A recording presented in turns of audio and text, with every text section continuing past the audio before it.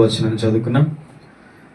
వారంలో ఒక వచనమునే మనం ధ్యానిస్తూ మరి లోతుగా అధ్యయనం చేస్తూ ఉన్నాం. మరి స్టెఫన్ యొక్క ప్రసంగంలోని ఈ మాటలు యోసేపును గురించి చెప్పబడినటువంటి ఆ మాటలు మనం ధ్యానిస్తున్నాం. ముందుగా అబ్రహాం గురించి చెప్పాడు.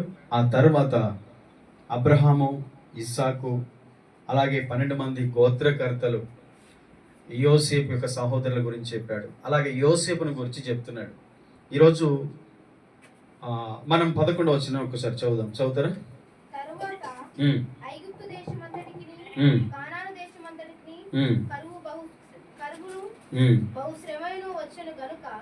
మన పితరులకు ఆహారము లేకపోయేది, ఐగుప్తులో ధాన్యము కలదని యాకోబు విని మన పితరులను అక్కడికి మొదటిసారి పంపెను. చాలు. 11వ వచనం 12వ వచనం చదువుకున్నా. యోసేపును ఐగుప్తునకు అమ్మేశారు సహోదరులు. ఇష్మాయిల్ కమ్మినప్పుడు ఆ తర్వాత వాళ్ళు వెళ్ళి ఐగుప్తులో ఫరో అనేటువంటి వ్యక్తికి ఆ ఇష్మాయిల్ అమ్మేశారు. ఇప్పుడు యోసేపు ఐగుప్తులో ఉన్నాడు. యోసేపు జీవితంలోంచి చాలా విషయాలు మనం నేర్చుకుంటూ వచ్చాం. మరి ప్రాముఖ్యంగా ఇక్కడ చెప్పబడినటువంటి మాటను మనం గమనిస్తే, ఐగుప్తు దేశమంతటికి కనాను దేశమంతటికి కరువును బహుశ్రమయు వచ్చను గనుక మన పితరులకు ఆహారము లేకపోయెను. ఆ సమయంలో యోసేపు ఐగుప్తుకు వెళ్ళినటువంటి ఆ సమయంలోనే ఇక కరువు స్టార్ట్ అయింది. ఆ కరువులో ఒక ఐగుప్తు మాత్రమే కాదు, కనాను దేశం అంతా, అలాగే చుట్టుపక్కల దేశాల వరకు చాలా దేశాల్లో కరువు. ఒక విధంగా చెప్పాలంటే ఆ కాలంలో భూమి అంతటా కరువు వచ్చింది. కరువుతో పాటు బహుశ్రమ కూడా కలిగిందట. కాబట్టి ఆ సమయంలో మన పితరులకు కూడా ఆహారము లేకపోయాను. అయితే ఐగుప్తులో ధాన్యము కలదని యాకోబు విని మన పితరులను అక్కడికి మొదటిసారి పంపెను. ఇక్కడ జరిగింది ఏంటంటే, యోసేపు ఐగుప్తుకు వెళ్ళిన తర్వాత యోసేపు చెప్పినటువంటి కలల భావాన్ని బట్టి ఫరో దగ్గరికి తీసుకెళ్ళబడ్డాడు. ఫరో దగ్గర అతనికి ఉన్నత స్థితి కలిగింది. ఇక ఫరోకి ఏంటంటే ఈ దేశం అంతట్లో కూడా యోసేపు ఉండడం క్షేమము, అధికారిగా ఉండడం క్షేమం అనిపించింది. ఎందుకనంటే ఫరోకు కూడా ఒక కళ వచ్చింది. ఆ కళ భావాన్ని ఎవరు చెప్పలేకపోయారు, యోసేపు చెప్పాడట. దానిని బట్టి ఇంతటి జ్ఞాన వివేకములు గలవాడు, అనగా మరి దేవదూతల ఆత్మ, దేవుని ఆత్మ కలిగిన మనుషుని నేను ఇంతవరకు కనుగొనలేదు, కాబట్టి నా తర్వాత ఇక రాజ్యం అంతట్లో యోసేపే అధికారిగా ఉంటాడు అని చెప్పాడు. నిజంగా ఆ కళలో వచ్చింది ఏంటంటే 7 సంవత్సరాలు, రానున్న 7 సంవత్సరాలు బహు శ్రమ, కరువు, అంటే వర్షం పడకుండా భూమి మీద కరువు రాబోతుంది అన్న విషయం బయలుపరచబడింది. దాని కొరకు యోసేపు ఏం చేశాడంటే, ముందుగా వచ్చే సంవత్సరాలు, కరువు కంటే ముందు వచ్చే సంవత్సరాల్లో వచ్చే ఆ సమృద్ధి గల 7 సంవత్సరాల పంటను మనం దాచిపెట్టాలి. ఆ తర్వాత కరువులో ఇక ఆ పంటని ప్రజలకు చనిపోకుండా వారు బ్రతకడానికి మనం ఇవ్వచ్చు, అవసరమైతే అమ్మొచ్చు. ఐగుప్తులే కాకుండా ఇతర దేశాల వారు కూడా కరువు వచ్చినప్పుడు అక్కడ పంట, ధాన్యం ఉంది, ఆహారం ఉందని వస్తారు కాబట్టి అక్కడ వారికి అమ్మొచ్చు అని చెప్పేసి ఆ కరువులో దేవుని ఆత్మ ద్వారా ఆలోచనతో ఇతడు చేసినటువంటి ఆలోచన అది సక్సెస్ అయింది. అయితే ఇక కానానులో కాదు, అంతటా కరువు వచ్చింది. ఇప్పుడు కానానులో యాకోబు అలాగే తన కుటుంబీకులందరూ ఉన్నారు.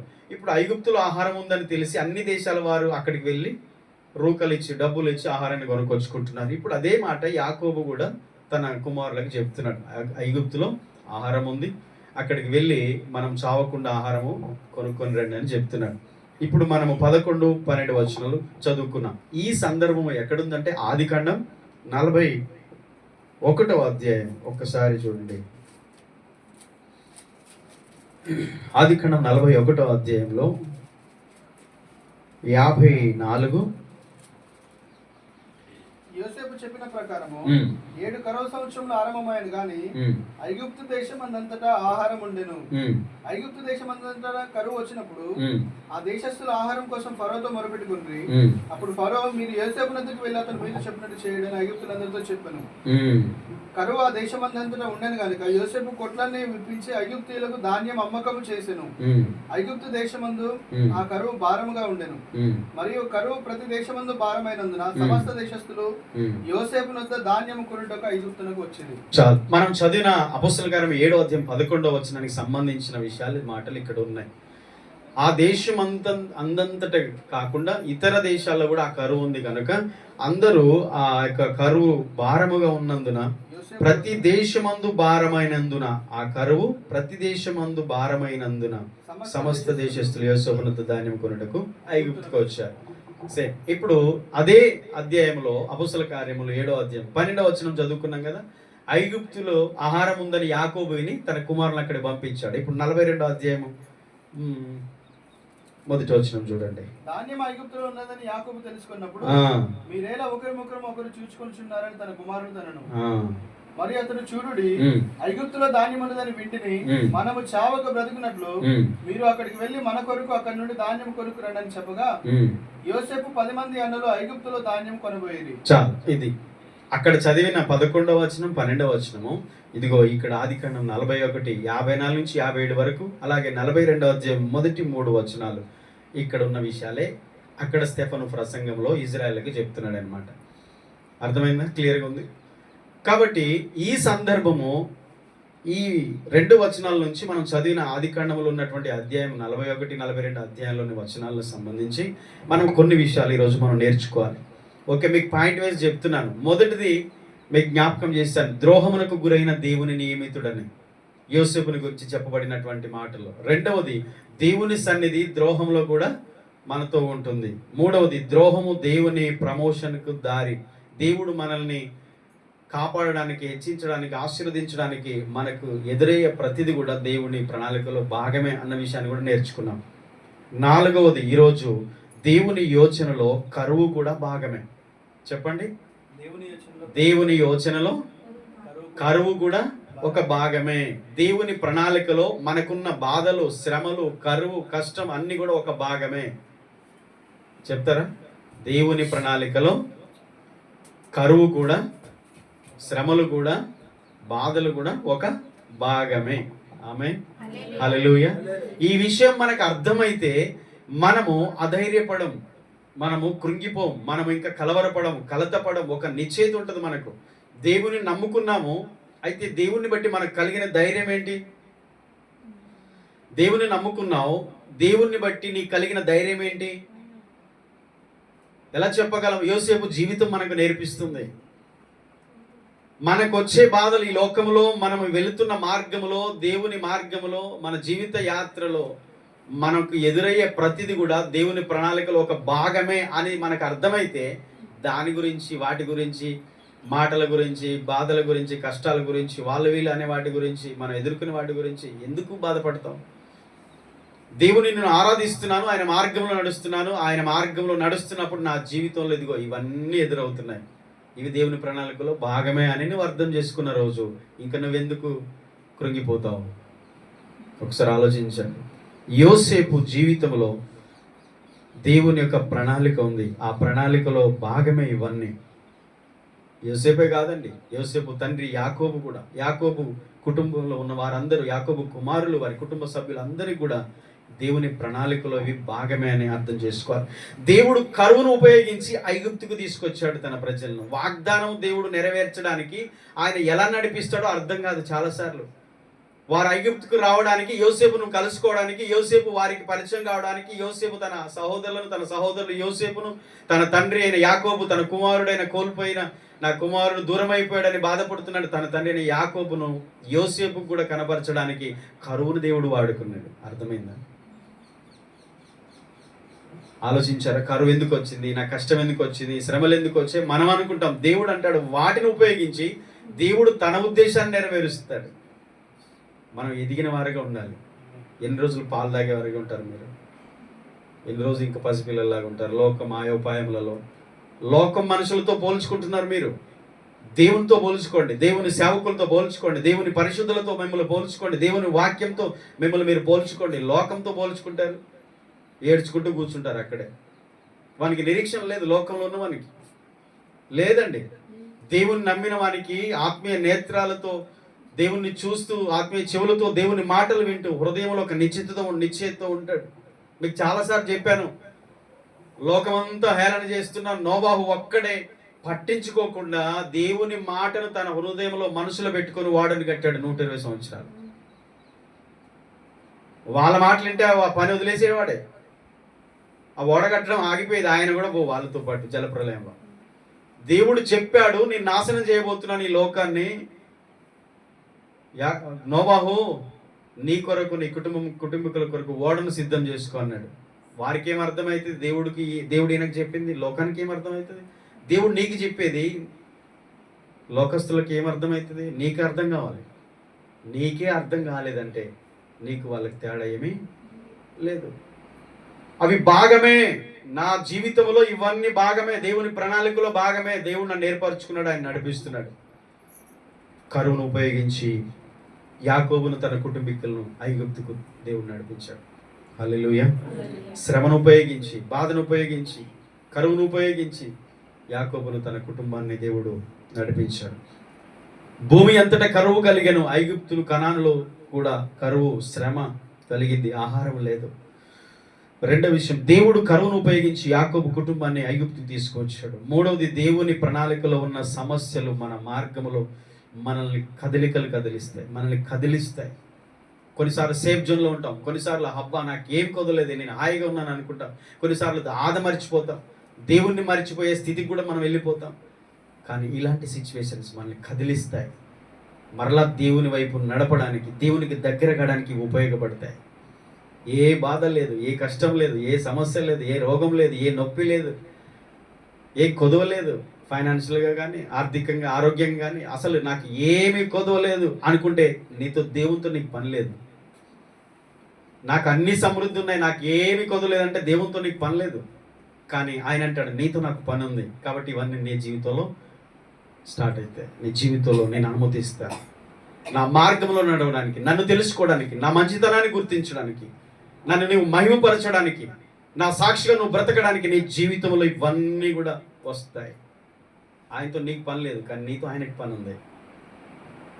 నిన్ను ఆయన ప్రేమించాడు, నీ కొరకు ప్రాణాన్ని పెట్టాడు, ఆఖరి రక్తం బొట్టు నీ కొరకు కార్చాడు. నువ్వు ఆయన బిడ్డవు, నువ్వు ఆయన కుమారుడు కుమార్తెవు. ఆయన రక్తం ఇచ్చి నిన్ను కొన్నాడు. ఆయన స్వాస్థ్యం మనం ఆయన ఆరాధించే ప్రజలం, దేవుడు ఏర్పరచుకున్న జనాంగం, మనం దేవుని సొత్తైన ప్రజలం. మర్చిపోయారా? ఆయన ఎలా మర్చిపోతాడు? మనం మర్చిపోతాం కదా, బిజీ అయితే మర్చిపోతాం, మనకు పనులు ఎక్కువైతే మనం మర్చిపోతాం, డబ్బులు ఎక్కువైతే దేవుణ్ణి మర్చిపోతాం, సుఖాలు ఎక్కువైతే దేవుణ్ణి మర్చిపోతాం, బంధు బలగం ఎక్కువైతే దేవుణ్ణి మర్చిపోతాం, అన్నీ సమృద్ధిగా ఉంటే దేవుణ్ణి మర్చిపోతాం, ప్రార్థన ఉండదు, వాక్యం ఉండదు, దేవుని ఆరాధించడం ఉండదు, అసలు అన్నీ మర్చిపోతాం. కానీ ఆయన ఎలా మర్చిపోతాడండి? నీ జీవితంలో ఆయన అనుమతిస్తాడు. యోసేపు ఐగుప్తులో ఉన్నాడు, యాకోబు కనాన్లో ఉన్నాడు. యోసేపు ఐగుప్తులో సంవత్సరాలు గడిచిపోతుంది. ఏది కోల్పోయినని బాధపడుతున్నాడో, ఏదైతే తన దుఃఖం వేదన తన హృదయంలో ఉందో, దేవుడు దాన్ని తొలగించడానికి కరువును ఉపయోగించి వారిని కలిపి వారిని సంతోషపరిచాడు. దేవుని ఉద్దేశాలు నెరవేర్చడానికి దేవుడు ఎవరి జీవితంలో ఏ మలుపులు తీసుకొస్తాడో తెలియదు. మనమేమో సనుక్కుంటూ, గొనుక్కుంటూ, ఏడ్చుకుంటూ, తిట్టుకుంటూ, నిందలు వేసుకుంటూ, వాళ్ళని వీళ్ళు అనుకుంటుంటాం. నో, కానే కాదు. నువ్వు యథార్థంగా దేవుని ఆరాధించు, నీ జీవితంలో అన్ని సమకూడి జరుగుతాయి. నీవు అనుకున్న సమయంలో జరగవు, ఈ రోజు అంటే ఈ రోజే జరగవు, కానీ రానున్న రోజుల్లో జరుగుతాయి. నువ్వు నమ్ముతున్నావా? నీ చేతితో ఉంటున్నావా? ప్రభు మీద భారం వేస్తున్నావా? విశ్వాసంతో, నిరీక్షణతో ఎదురు చూస్తున్నావా? లేదు, అసలు ఇవన్నీ మానేశాను, నేను నిరాశతో ఉంటున్నాను. అలా ఉంటే దేవుని కార్యాలు ఎలా చూస్తావు? నీ చేతితో ఉండండి, కనిపెడుతూ ఉండండి, ఎదురు చూస్తూ ఉండండి. నా ప్రాణం దేవుని నమ్ముకొని మౌనంగా ఉన్నది అంటాడు దావీదు. నా ప్రాణమా, నాలో నీవేలా కృంగి ఉన్నావు? నా ప్రాణమా, నీవు నాలో ఎలా కృంగి? నీ దేవుని యందు నిరీక్షణ ఉంచు. మన ప్రాణం దేవుని నమ్ముకొని మౌనంగా ఉండాలి. కొన్నిసార్లు ఏం చేయలేని పరిస్థితులు కూడా ఉంటాయి కొన్నిసార్లు. అప్పుడు ఏం చేయాలి? మన ప్రాణం ఆయన్ని నమ్ముకొని మౌనంగా ఉండాలి. ఆయన ఏం చేస్తాడో ఎదురు చూడాలి. చేస్తాడు. కొన్ని సంవత్సరాలు అయిపోయింది. యాకోబు యోసేపును చూసే రోజు ఒకటి వచ్చింది. ఐగుప్తుకు వెళ్ళే రోజు వచ్చింది. దేవుడు తప్పకుండా తన యొక్క ఉద్దేశాన్ని మన పట్ల నెరవేరుస్తాడు. హల్లెలూయా. నాలుగవది, కొన్నిసార్లు కరువు, పరీక్షలు రక్షణ దిశగా మనల్ని నడిపిస్తాయి. రక్షణ దిశగా మనల్ని తీసుకుంటూ వెళతాయి. నెట్టినట్టు అనిపిస్తుంది. ఐగుప్తులోనికి వెళ్తున్నాను, సమస్యలోనికి వెళ్తున్నాను, కరువులోనికి వెళ్తున్నానా, సడన్గా కరువు వచ్చింది, శ్రమ వచ్చింది. ఆ కరువు నాశనం చేయడానికి రాలే. యాకోబు, నీ కుటుంబాన్ని నాశనం చేయడానికి నీకు కరువు రాలే. ఈ శ్రమ నీ కుటుంబాన్ని అంతం చేయడానికి రాలే. నీవు దేవుని చిత్తాన్ని నెరవేర్చడానికి, నీ హృదయం సంతోషించే విధంగా, ఇదిగో యోసేపును నువ్వు చూసే విధంగా, కోల్పోయిన నీ కుమారుని కలుసుకునే విధంగా, మరలా దేవుని యొక్క ఆశీర్వాదాన్ని అనుభవించే విధంగా, కరువులో చనిపోకుండా నీ ప్రాణం కాపాడే విధంగా ఇవి నీ జీవితంలోకి వచ్చాయి. ఈ శ్రమ, బాధ, కష్టం ఇవన్నీ రక్షణ దిశగా మనల్ని నడిపిస్తాయి, నిత్యత్వంలోనికి మనల్ని నడిపిస్తాయి, దేవునితో ఉండే గొప్ప భాగ్యాన్ని మనకి ఇవ్వడానికి అవి నడిపిస్తాయి. అనేక శ్రమలు అనుభవించి దేవుని రాజ్యంలో ప్రవేశించాలంటాడు పౌలు. చెప్పండి, క్రైస్తవ జీవితంలో శ్రమలు, బాధలు, కష్టాలు ఇవన్నీ వస్తాయి. దేవుని నమ్ముకున్నావుగా, ఏం చేశాడు మీకు దేవుడు? ఎప్పుడు మీకు కష్టాలు ఉన్నాయిగా, మీకు ఎప్పుడు బాధలు ఉన్నాయిగా, మీకు ఎప్పుడు బలహీనతలు ఉన్నాయిగా, ఎప్పుడు కష్టాలు, అనారోగ్యాలేగా. సైతాన్ మాట్లాడతాడు, దేవుని నమ్ముకున్నావు, ఏం చేశాడు దేవుడు? అదే వాని చేతనైతే, ఇంక అంతకుమించి ఏం చేత కాదు వానికి. కృంగ చేయడం, నిరుత్సాహపరచడం, డిస్కరేజ్ చేయడం, అణిచివేయడం, తొక్కడం, నాశనం చేయడం, దేవునికి దూరం చేయడం వాడికి తెలుసు, సాతానికి. కానీ దేవునికి ఏం తెలుసు? నేను లేపడం తెలుసు. కృంగిన వారిని లేవనెత్తేవాడైనా యెహోవా, పడిపో వారిని ఉద్ధరించువాడు, కృంగిన వారిని లేవనెత్తువాడు. బలహీనులకు బలం ఇచ్చువాడైనా, సమస్యల వారికి బలం ఇచ్చువాడైనా, శక్తిహీనులకు బలాభివృద్ధి కలగజేయువాడైనా ఆయన మనల్ని ఎంకరేజ్ చేస్తాడు. కష్టం వచ్చిందా, బాధ వచ్చిందా, బిడ్డ కాస్త ఓర్చుకో. ఈ కష్టం ద్వారానే నీవు బలం పొందుకుంటావు, ఈ శ్రమ ద్వారా నువ్వు ధైర్యం పొందుకుంటావు. శ్రమలు, కష్టాలు, బాధలు ఇవన్నీ లోకంలో వచ్చే నిందలు, అవమానం ఇవన్నీ మనల్ని కృంగజేయడానికి కాదు. దేవుడు వాటి ద్వారా మనల్ని ఇంకా బలపరిచి, మన విశ్వాసాన్ని దృఢపరిచి, మనల్ని అన్నిటిని జయించే శక్తిని ఇస్తాడు. ఆయన సాక్షిగా నిలబెట్టుకుంటాడు. రేపు అక్కడికి వెళ్ళిన తర్వాత గొప్ప బహుమానం. ఇక్కడ క్రీస్తు నిమిత్తం బాధించబడి శోధించబడిన వారికి కిరీటం ఉంది, శ్రమపడిన వారికి రేపు బహుమానాలు ఉన్నాయి. అంత త్వరగా ఆయన విడిచిపెట్టి వెళ్ళిపోతారా? విశ్వాసాన్ని వదులుకుంటారా? చిన్న కష్టాలు, శ్రమలు వస్తే దేవునికి దూరం అయిపోతారా? నీ కొరకు సిద్ధపరిచిన బహుమానం పోగొట్టుకుంటాడు. చాలాసార్లు ఇది చాలా మంది జీవితాలు జరుగుతుంది. కాబట్టి ఈరోజు కృంగిపోతాం. రక్షణ దిశగానే మనల్ని నడిపిస్తాయి. ఆమె దేవుని వైపే మనల్ని నడిపిస్తాయి. మీరు కష్టాల్లో ఆయన గట్టిగా పట్టుకొని ఉండండి. ఎన్ని మాటలన్నా, ఎవరు ఎన్నన్నా అనండి, పట్టించుకోవద్దు. మీలో ఒంటరి అయిన వాడు 1000 మంది, ఎన్నిక లేనివాడు బలమైన జన్మ అవుతాడు. నా ఇంట్లో నేను ఒక్కదాన్నే, నా ఇంటి వాళ్ళందరూ నాకు వ్యతిరేకిస్తారని బాధపడకు. రేపు వాళ్ళందరూ నీతో ఆరాధిస్తారు దేవుని. ఆమె ఆ వాగ్దానం నెరవేరుతుంది. మీలో ఒంటరి అయిన వాడు 1000 మంది, ఎన్నిక లేనివాడు బలమైన జనం. దీని ఉద్దేశం ఏంటి? నేను ఒంటరినే, నా కుటుంబంలో నేను ఒంటరినే, ఒక్కదాన్నే, నాకు సపోర్ట్ లేదు, దేవుణ్ణి ఆరాధించట్లేదు ఎవరు అని బాధపడు. వ్యతిరేకిస్తున్నారు, దేవుళ్ళు ఎదగకుండా చేస్తున్నారు, బాధపడు. వారందరూ కూడా రేపు దేవుణ్ణి ఆరాధిస్తారు, వారందరూ రక్షణ పొందుతారు. ఆమె ఒక వచనం చదివి ముగించుకుందాం. 13వ వచనం చదవండి. వారు రెండవసారి వచ్చినప్పుడు, అపొస్తలుల కార్యం 7:13. వారు రెండవసారి వచ్చినప్పుడు యోసేపు తన అన్నదమ్ములకు తను తెలియజేసుకొనును. అప్పుడు యోసేపు యొక్క వంశము ఫరోకు తెలియవచ్చును. చాలు, హల్లెలూయా. ఇక కరువు వచ్చింది. యాకోబు తన కుమారులను పంపించాడు, ఆహారం కొనుక్కున్నారు, మళ్ళీ వచ్చారు. తర్వాత రెండోసారి వెళ్ళినప్పుడు ఇక యోసేపు తను పరిచయం చేసుకుంటాడు. ఒకసారి ఆదికాండం 40 వద్దామా? మొదటి 2-3 వచనాలు చదివితే మనకు అర్థమవుతుంది. అక్కడ స్టెఫను వారికి చెప్తున్నాడు. 7:13 నిలిచిన వారందరినీ తన ఎదుట తన్ను తాను అణుచుకుని జాలక నా యొద్ద నుండి ప్రతి మనిషిని వెలుపలకు పంపివేయడని బిగ్గరగా చెప్పాను. యోసేపు తన సహోదరులకు తన్ను తాను తెలియజేసుకున్నప్పుడు ఎవరినూ అతని యొద్ద నిలిచి ఉండలేదు. అతడు ఎలుగెత్తి ఏడవగా ఐగుప్తీయులను ఫరో ఇంటి వారిని వినిరి. అప్పుడు యోసేపు, నేను యోసేపును, నా తండ్రి ఇంకా బ్రతికున్నాడా అని అడిగినప్పుడు అతని సహోదరులు అతని సముఖమునందు తొందరపడి అతనికి ఉత్తరం ఇయ్యలేకపోయింది. అంతటి యోసేపు నా దగ్గరకు రండని తన సహోదరులతో చెప్పినప్పుడు వారు అతని దగ్గరికి వచ్చింది. అప్పుడు అతడు, ఐగుప్తునకు వెళ్ళినట్లు మీరు అమ్మివేసిన మీ సహోదరుడు యోసేపును నేనే. ఐగుప్తునకు వెళ్ళినట్లు మీరు అమ్మివేసిన మీ సహోదరుడైన యోసేపును నేనే. అయినను నేను ఇక్కడికి వచ్చినట్లు ఆ, మీరు నన్ను అమ్మివేసినందుకు దుఃఖపడకుడి, ఆ, అది మీకు సంతాపం పుట్టింపనీయకుడి. ఆ. ప్రాణరక్షణ కొరకు దేవుడు మీకు ముందుగా నన్ను పంపించెను. ఉమ్, 2 సంవత్సరాల నుండి కరువు దేశం ఉన్నది, ఉమ్, సేద్యమైనలో కోతైన సంవత్సరం ఇంకా 5 వచ్చును. ఉమ్. మిమ్మల్ని ఆశ్చర్యముగా రక్షించి దేశములో మిమ్మల్ని శేషముగా చాలు. నిలుపుటకును. చాలా ఓకే. ప్రాణరక్షణ కొరకు దేవుడు మీకు ముందుగా నన్ను పంపెన. హల్లెలూయా. ఇక్కడ మనం చదివిన వచనాలు ఏమర్థమవుతుందంటే, రెండవసారి, మొదటిసారి వెళ్ళారు, ఆహారం తెచ్చుకున్నారు ఐగుప్తుకి వెళ్ళి. రెండవసారి వచ్చినప్పుడు ఇక తాను తన సహోదరులకు పరిచయం చేసుకున్నాడు. ఏమని చెప్తున్నాడు అంటే, ఇదిగో మీరు నన్ను ఐగుప్తునకు అమ్మివేసినందుకు మీరిప్పుడు బాధపడకండి, మీరిప్పుడు దుఃఖపడకండి. తను ఎప్పుడైతే పరిచయం చేసుకున్నాడో యోసేపు ఇంకా బ్రతికే ఉన్నాడు అని తెలియగానే, ఇప్పుడు ఫరో లాగా ఐగుప్తు దేశానికే యోసేపు ఇప్పుడు ప్రధానిగా ఉన్నాడు అని తెలిసిన తర్వాత ఇక వారికి భయం స్టార్ట్ అయింది. ఎందుకు తెలుసా? అప్పుడు బాధ పెట్టారుగా, గోతులు వేశారుగా, ఇస్మాయిల్కి అమ్మేశారుగా, తండ్రితో అబద్ధం చెప్పారుగా, అప్పుడు ద్వేషించారు. ఇప్పుడు అది మనసులో ఉంచుకొని యోసేపు ఇప్పుడు మనల్ని ఇక్కడ చంపేస్తాడు, ఎందుకంటే ఆయన అధికారంలో ఉన్నాడు. చచ్చిపోయాడు అనుకున్నాం, ఇక మన తమ్ముడు లేడు అనుకున్నాం, కానీ ఇప్పుడు ఆయనే ఐగుప్తుకు అధికారిగా ఉండి సమస్తమును ఏలుతున్నాడు. ఇప్పుడు మనం ఆయన దగ్గరికి వచ్చాం. ఇప్పుడు ఆయన మనసులో ఉంచుకొని, అపకారాన్ని మనసులో ఉంచుకొని మనల్ని బాధ పెడతాడేమో, చంపేస్తాడేమో అని భయపడుతున్నాడు. కానీ యోసేపు మనసు, క్రీస్తు మనసు ఆలోచించండి. యేసుక్రీస్తు శిలువలో పలికిన మాటలు, మొదటి మాట మీకు గుర్తుందా?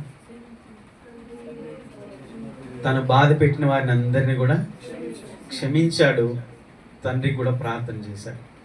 మీకు చెప్పాను అప్పుడప్పుడు, యేసుక్రీస్తుకు యోసేపుకు ఉన్నటువంటి సంబంధం అది దగ్గరగా. యేసుక్రీస్తు పోలికలో ఉంటాయి యోసేపు జీవితం కూడా. సహోదరులను చూసి మీరు ఏడవకండి, సంతాపపడొద్దు, మీరు ఏడవద్దు, దుఃఖపడొద్దు, మీరు నన్ను అమ్మివేశారుగా, మీరు దాని గురించి ఇప్పుడు మరలా దుఃఖపడకండి, సంతాపం పుట్టింపనీయకుడి. ముందుగా నన్ను ఇక్కడికి పంపించాడు. అంటే ఈ కరువు రాబోతుంది, ఈ కరువులో మనందరం కూడా కాపాడబడడానికి ముందుగా ప్రాణరక్షణ కొరకు దేవుడు మీకంటే ముందుగా నన్ను పంపించాడు. హల్లెలూయా. దేవుడు ఒక వ్యక్తిని ఎందుకు ఏర్పరచుకుంటాడో, ఒక వ్యక్తిని దేవుడు ఎందుకు ఆశీర్వదిస్తాడో పోయిన వారంలో జ్ఞాపకం చేశాను నేను. తన కుటుంబాన్ని కాపాడడానికి, రక్షించడానికి దేవుడు ముందుగా ఒక వ్యక్తిని దేవుడు బ్లెస్ చేస్తాడు, ఆశీర్వదిస్తాడు. అటు వెళ్ళి ఇటు వెళ్ళి ఎటు వెళ్ళినా, ఎన్ని కష్టాలు గుండా వెళ్ళినా దేవుడు ప్రణాళికలోనే ఆ వ్యక్తిని స్థిరపరిచి దేవుడు ఉద్దేశించిన ప్రకారంగా ఆశీర్వదిస్తాడు. ఇప్పుడు మన రక్షణ విషయంలో కూడా ఆలోచిస్తే, నీ కుటుంబంలో నిన్ను దేవుడు ఏర్పరచుకున్నాడయ్యా, నిన్ను ఏర్పరచుకున్నాడమ్మా. ముందుగా నిన్ను ఏర్పరచుకున్నాడంటే నీ కుటుంబాన్ని రక్షించాలనే ఆయనకు ఉద్దేశం ఉంది. నీ కుటుంబం నశించిపోవద్దు, నీ కుటుంబం అంతా కాపాడబడాలని మొదటిగా నిన్ను వెలిగించాడు. నీ కుటుంబంలో నీ వెలుగును ఇతరులకు, నీ కుటుంబకులకు, వాళ్ళకు కూడా వెలుగు ఇవ్వాలని. కాబట్టి ప్రార్థన చేయండి, కృంగిపోవద్దు. దేవుడు మనల్ని ఏర్పరచుకున్నాడంటే మన కుటుంబాన్ని, మనకు సంబంధించిన అందరినీ కాపాడడానికే అన్న విషయాన్ని గుర్తుపెట్టుకోండి. రెండవది ఏంటంటే, మనల్ని బాధ పెట్టిన ప్రతి వారికి మనం ప్రతీకారం చేయొద్దు, కానీ ఖచ్చితంగా క్షమించాలి. జ్ఞానం కలిగి ఉండాలి. హల్లెలూయా. జ్ఞానం కలిగి ఉండడం చాలా అవసరం. యోసేపు వారిని చూసినప్పుడు, రెండవసారి తన సహోదరులకు పరిచయం చేసుకున్నప్పుడు, ఇక ఆ దుఃఖాన్ని అణుచుకోలేక లోపలికి వెళ్ళి ఏడ్చి మళ్ళీ వచ్చాడు. అసలు అణుచుకోలేకపోతున్నాడు దుఃఖాన్ని, బాధని. అంటే సహోదరులు అంటే ప్రేమ లేదా? ప్రేమిస్తున్నాడా లేదా? ప్రేమిస్తున్నాడు. ఈరోజు మనం బాధ పెట్టే వారిని మనం క్షమించాలి, ప్రేమించాలి. యేసుక్రీస్తు మనసు అదే. యోసేపు మనస్తత్వంలో మనం యేసుక్రీస్తు మనస్తత్వాన్ని చూస్తున్నాం. ఈ విషయాలు మనము 45వ అధ్యాయంలో 1 నుంచి 5 వచనాలు మనం నేర్చుకున్నాం. అక్కడ చెప్పిన 13వ వచనంలో మాట ఆదికాండం 45వ అధ్యాయంలో 1-5 వచనాల్లో ఇక్కడ ఉంది. ఈ సంగతులే అక్కడ స్టెఫను జ్ఞాపకం చేస్తున్నాడు. ఓకే, ఇక 2-3 మాటలు మనం జ్ఞాపకం చేసుకుందాం. చూడండి, ద్రోహం చేసిన వారు దేవుని సమయంలో గుర్తిస్తారు. ఈరోజు మనల్ని అర్థం చేసుకోలేకపోయినా కానీ ఖచ్చితంగా ఒకరోజు అర్థం చేసుకుంటారు. వారు ఎప్పుడు అర్థం చేసుకున్నారు, ఎప్పుడు గుర్తించారు? దేవుడు నిర్ణయించిన ఒక సమయం వచ్చింది. ఆ సమయం కరువు రావడం, కరువులో ఆహారం కోసం వారు ఐగుప్తుకు వెళ్ళడం, అప్పుడు అక్కడ యోసేపును చూడడం, ఆ తర్వాత యోసేపు వారికి పరిచయం అవ్వడం. దేవుని సమయమా కాదు ఇది? దేవుని సమయం. దేవుని సమయంలో ఖచ్చితంగా గుర్తిస్తారు. ఈరోజు మనల్ని సరిగా అర్థం చేసుకోలేకపోయినా ఒకరోజు అర్థం చేసుకుంటారు. మీ విషయంలో కూడా అంతే. ఎవరు మిమ్మల్ని సరిగా అర్థం చేసుకోలేదా? కానీ ప్రేయర్ చేయండి, మీరు నమ్మకంగా ఉండండి. ఒకరోజు వస్తుంది, మీ విలువేంటో వారికి తెలుస్తుంది, మీ మంచితనం, మీ ప్రేమ ఏంటో వారికి తెలుస్తుంది. కొన్నిసార్లు అర్థం చేసుకోరు, అర్థం చేసుకోకుండా ఉంటారు, కానీ ఖచ్చితంగా అర్థమయ్యేటట్టు దేవుడు చేస్తాడు. యోసేపును ఒకరోజు గుర్తించగలిగారు, అది దేవుడు నిర్ణయించిన సమయంలో. కాబట్టి బాధపడకండి. రెండవది ఏంటంటే, ద్రోహం చేసిన వారు చివరకు యోసేపును తెలుసుకున్నారని మనం ఆదికాండం 45 అధ్యాయం మొదటి 5 వచనం చదువుకున్నాం. రెండవసారి వచ్చినప్పుడు యోసేపు తన సహోదరులకు తెలుసుకున్నాడు, తెలియజేసుకున్నాడు, పరిచయం అయ్యాడు. మూడవది, క్షమాభావం ద్వారా సంబంధాలు పునరుద్ధరించబడతాయి. యోసేపు వారు చేసిన అపకారాన్ని మనసులో పెట్టుకొని వారికి ఆహారం ఇవ్వకుండా, ధాన్యం ఇవ్వకుండా, వారిని జైల్లో వేసి నానా తిప్పలు పెట్టి, నన్ను గోతులు వేస్తారా, మీరు నన్ను అమ్మేస్తారా, మీరు నన్ను ఇంత బాధ పెడతారా అని ప్రతీకారాన్ని మనసులో ఉంచుకొని యోసేపు వారికి హాని చేసి ఉంటే ఈ చరిత్ర ఇక మనం చదివాళ్ళం కాదు. అసలు యోసేపు గురించి మనం చెప్పుకునే పరిస్థితే లేదు. కానీ గుర్తుపెట్టుకోండి, క్షమించే మనసు ఉంటే క్షమాభావం అనేది సంబంధాలను పునరుద్ధరిస్తుంది, తెగిపోయిన బంధాలు కలుపుకోబోతాయి. క్షమించే మనసు ఉండాలి. ముఖ్యంగా దేవుని పిల్లలు గుర్తించాలి. ఇక మనం జీవితాంతం అపకారమును మనసులో ఉంచుకొని కీడుకు ప్రతి కీడు చేయాలి, వాళ్ళు చేసిన దానికి మరల మనం దానికి అదే చేయాలి అనే ప్రతీకారం, పగ, కక్ష, ద్వేషం మనం ఉంచుకోవద్దు. యోసేపు అలా ఉంచుకోలేదని మనకు వాక్యం తెలియజెప్తుంది. ఏం చేశాడు? అంత మర్చిపోయాడు. వాళ్ళు గుర్తుంది, భయం అవుతుంది వాళ్ళకి. మేము అప్పుడు ఈ పని చేసాం కాబట్టి ఇప్పుడు ఖచ్చితంగా దొరికిపోయాం, మనం ఐగుప్తుకి వచ్చి దొరికిపోయాం. అది మనసులో ఉంచుకొని మనకి ఏదైనా కీడు చేస్తాడేమో అనుకున్నారు. కానీ మీరు సంతాపపడొద్దు, మీ మనసులో బాధపడొద్దు, మీరు దుఃఖపడొద్దు అని వాళ్ళని చెప్తున్నాడంటే వాళ్ళని మనస్ఫూర్తిగా క్షమించాడు. హల్లెలూయా. యోసేపు క్షమించాడు. ఆ క్షమించడం ద్వారా మరల సహోదరులు కలుసుకున్నారు. అదే క్షమించే మనసు లేకపోతే, క్షమించలేకపోతే కలవరిగా రిలేషన్ అంతే, కుటుంబాలు కూడా అంతే. ఇక వాళ్ళని జీవితంలో క్షమించం, ఇక వారితో మాట్లాడడం, వాళ్ళని కలవం అనేటువంటి కక్షలు వద్దు. ఖచ్చితంగా దేవుడు ఈరోజు మాట్లాడే మాటను బట్టి ప్రతి ఒక్కరు కూడా మీకున్నటువంటి పరిస్థితులు, మీకున్న సంబంధాలు, మీ కుటుంబంలో దయచేసి క్షమించే మనసు కలిగి ఉండండి. లేకపోతే మనం దేవుణ్ణి ఆరాధించడం వల్ల ఉపయోగం లేదు. క్షమించే మనసు క్రీస్తు మనసు, అదే యోసేపు మనసు కూడా, మన మనసు కూడా అలాగే ఉండును గాక. చివరిగా, దేవుడు అవమానమును సాక్ష్యంగా మార్చెను. హల్లెలూయా. యోసేపు ఎంత అవమానపరచబడ్డాడు, ఇంటి వారి చేత, సహోదరుల చేత ఎంత హేళన చేయబడ్డాడు. చివరికి ఆ ఫరో ఇంటికి వెళ్ళిన తర్వాత కూడా అక్కడ కూడా అవమానం పాలయ్యాడు. చేయని తప్పు, చేయని నేరం, తన మీద పడిన శిక్ష, చెరసాల్లో, జైల్లో ఒక కల వస్తే పానదాయకుల అధిపతి, భక్షకారుల అధిపతి, ఫరో అధికారులలో వాళ్ళ కల భావం చెప్తే ఒకడు మేలు పొందాడు, ఆ తర్వాత మర్చిపోయాడు. అయ్యా నన్ను జ్ఞాపకం చేసుకో అని చెప్పిన యోసేపును మర్చిపోయాడు. 2 సంవత్సరాలు జైల్లో ఉన్నాడు. చూడండి, ఇన్సల్ట్, అవమానం, ద్రోహం తన జీవితంలో ఎన్ని ఎదురైనా దేవుడు యోసేపు జీవితాన్ని ఒక సాక్ష్యంగా నిలబెట్టుకున్నాడు. ఈరోజు సాక్షిగా నిలబడటానికి దేవుడు మనకు ఎన్నో పరిస్థితులు మన జీవితంలో అనుమతిస్తాడు. మన సొంత మార్గంలో నడిచిన సార్లు, ఎన్నోసార్లు దేవుని ప్రణాళిక గుర్తించక ఇది కాదులే, ఇదే కరెక్ట్ అని వెళ్ళిన ప్రతి సందర్భము కొన్నిసార్లు అవి మనల్ని బాధపరిచే విధంగా, మనల్ని కృంగిపోయే విధంగా మార్చబడిన దేవుడు దాని నుంచి విడిపిస్తాడు. మనము దేవుని మీద ఉన్న నమ్మకాన్ని మనం కోల్పోవద్దు. చివరిది, దేవుని సమయంలో ద్రోహం చేసిన వారు కూడా నీ సాక్ష్యాన్ని అంగీకరిస్తారు. ఆమేన్.